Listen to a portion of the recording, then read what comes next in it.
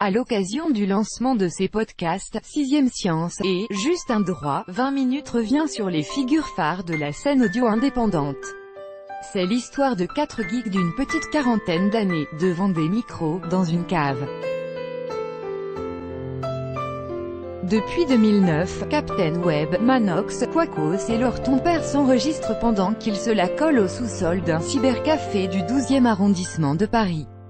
Le résultat, un podcast qui fait référence dans le domaine du high-tech, auprès d'une communauté riche de plusieurs dizaines de milliers d'auditeurs, l'apéro du Captain.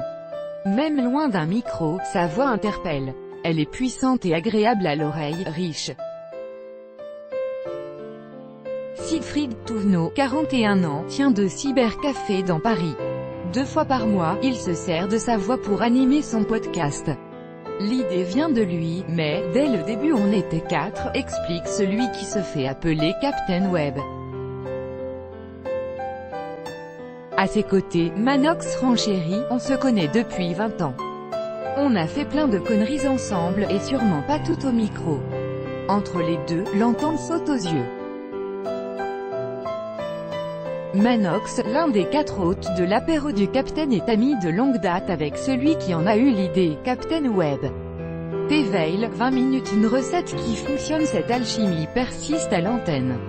À chaque début de saison on a plein d'idées, mais on repart sur les mêmes.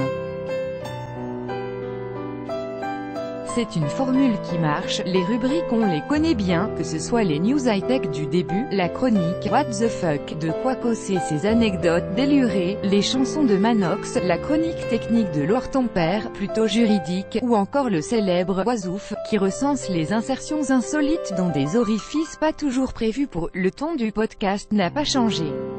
On fait les mêmes blagues vaseuses, et on n'a pas d'ambition particulière de faire évoluer ça, s'amuse Manox. Parmi les rubriques qui marchent, il y a aussi celle du guest. Ça tourne autour de l'invité, son parcours, explique Captain Web. On a reçu Céline Tran, Michael Gregorio, et la recette fonctionne.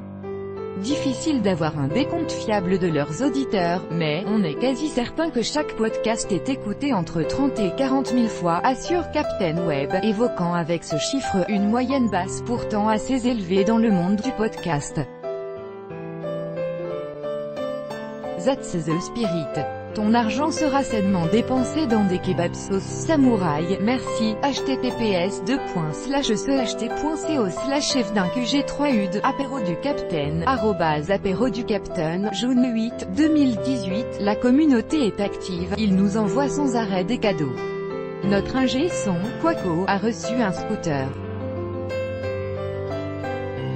Quelqu'un qui est ébéniste lui a fait une guitare sur mesure, évoque encore Siegfried Touvenot. En 2012, il crée le système des very importants connards, les VIC, ça donne le ton, des VIP à la sauce Captain Web, qui envoient des dons et permettent aux 4 compères d'améliorer leur matériel. Tout n'est pas toujours aussi glorieux. On a eu des petites culottes sales aussi, évoque le quarantenaire en montrant les sous-vêtements accrochés fièrement derrière lui. Les 4 hôtes de l'apéro du Captain se réunissent dans une cave depuis des années pour s'enregistrer. T'éveille, 20 minutes, de l'alcool de poire à la vie de famille, l'âge aidant, l'apéro est devenu plus sage. Quand on commence, on boit toujours 1 ou 2 bières, insiste Captain Web, qui se rappelle de l'un de leurs faits d'armes. Nous avons un numéro mythique. Le 38, commence Siegfried Touvenot, avant que Manox n'acquiesce avec enthousiasme. Ah oui, celui-là il y avait de l'alcool de poire, puis, c'était vague, on avait trop bu, reconnaît Manox. Le podcast porte bien son nom. À certains moments on buvait beaucoup. Mais la vie change, poursuit-il. Quand j'ai commencé l'émission j'étais célibataire, maintenant j'ai 2 enfants, Captain Web aussi est père de famille. Il mène une vie assez classique, entre ses 2 filles et les 2 cybercafés qu'il gère avec sa femme. En fin de compte, ce sont 2 vies assez séparées. À une époque je le faisais plus souvent. Il y avait un numéro toutes les semaines. Est-ce qu'on continue? Interroge Captain Web. On se pose la question tous les ans. Pour l'instant on reste fidèle. En ce qui me concerne, tant que je continue de me marrer, c'est du bonus. Avec leur vie de famille respective, le podcast est le meilleur moyen pour les 4 amis de jeunesse de garder contact. C'est tout ce que les auditeurs demandent.